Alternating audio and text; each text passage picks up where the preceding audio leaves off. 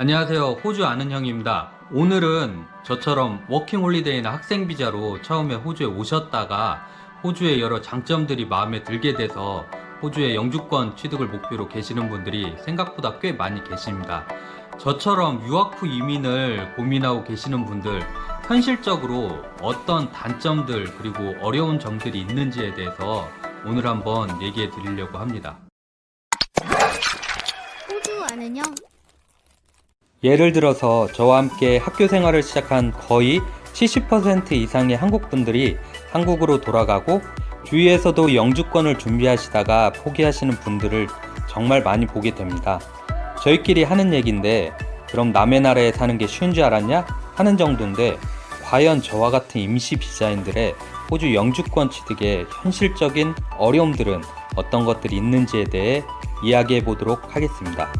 우선 첫 번째로 수시로 바뀌는 이민법을 들 수 있습니다. 영주권을 취득하기 위한 방법엔 여러 가지 루트들이 있습니다.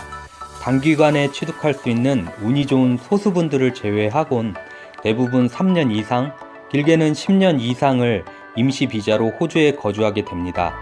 그러면서 호주는 때때로 이민자들의 수를 조절하기 위해 1년에 2번, 많게는 몇 번씩 이민 관련 법안 또는 절차들을 조정합니다. 예를 들어 저처럼 유학 후 이민이신 분들은 얼마 전까지 457이라는 그때는 4년의 기간이 너무 길게만 느껴졌던 그 비자가 이제는 풀타임 관련 경력 2년이 추가된 TSS라는 새로운 법안으로 대체되면서 전에 457이라도 있을 때가 좋았구나 한탄합니다. 또 예전에 어떤 분들은 독립기술 이민을 계획하고 죽으라 일하면서 영어 점수를 만들으려 없는 시간 쪼개 과외받고 몇 년을 준비했는데 갑자기 독립기술 이민이 막혀버리는 경우도 있었습니다. 그럼 몇 년을 한 비자로 영주권을 준비한 분들은 한순간에 투자한 노력과 돈과 시간이 물거품이 되어 좌절과 고통은 이루 말할 수 없습니다.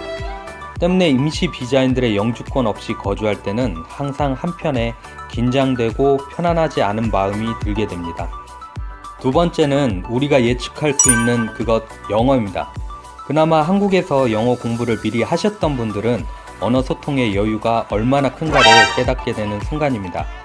많은 임시 비자인들이 일을 하며 비자의 조건을 맞추며 노력하는데 그 중에 필수 조건은 항상 영어 점수입니다. 의사소통의 중요성은 알고는 있지만 한국에서도 그렇다시피 생각보다 실력을 늘리는 건 쉽지 않습니다.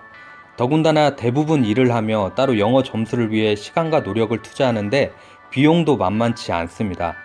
영어 점수를 위해 우리가 흔히 보는 시험 IELTS나 PT 시험 비용은 테스트 한 번에 거의 400불이나 되고 주위에 그런 시험을 10번 이상 보는 분들도 있습니다. 그나마 필리핀 어학 연수라도 가서 점수를 받아오면 좋으나 대부분 과외로 비싼 돈을 또 들여 시간을 쪼개며 공부합니다.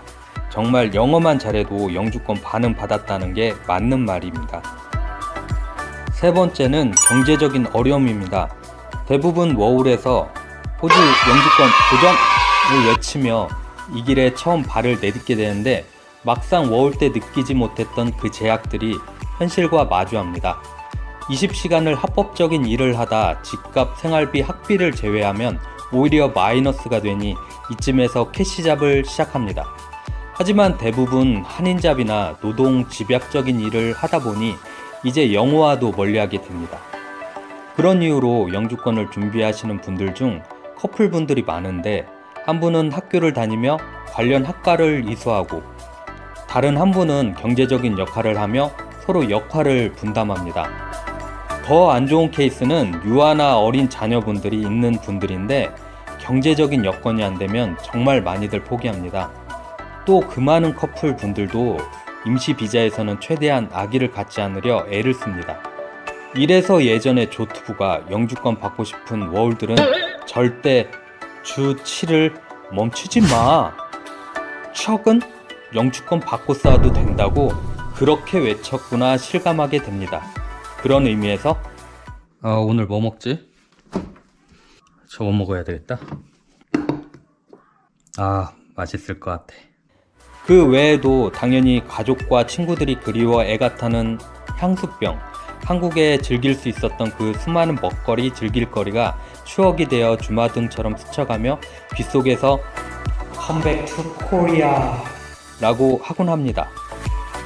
특히 나이가 조금 어린 분들은 이런 부분에서 현타가 많이 오고, 한국에서 사회생활 경험이 없던 분들은 한국에서 일해도 여기보다 잘 벌고 잘 살 수 있어 하고 모든 걸 포기하고 한국으로 돌아갑니다. 하지만 갑자기 낮아진 시급과 큰 책임감에 역현타를 실감하게 되고 가끔 호주의 여유를 그리워합니다. 또 간혹 있는 인종 차별이나 한국에서 높았던 자존감이 한순간에 호주 현실에서 추락하며 위기를 맞이하는 경우도 있습니다. 그 외에도 여러 가지 요인들이 있지만 여기까지 하도록 하겠습니다. 지금까지 호주에서 영주권을 준비하며 우리가 마주하는 어려운 현실에 대해서 이야기해 보았습니다.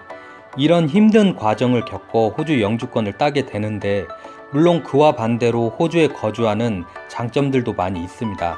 다음 영상에선 호주 거주 장점들이 무엇들이 있는지에 대해서 알아보도록 하겠습니다. 마지막으로 이런 무지막지한 어려움들 속에 영상을 제작하는 호주 아는 형에게 구독과 좋아요는 큰 힘이 됩니다. 감사합니다.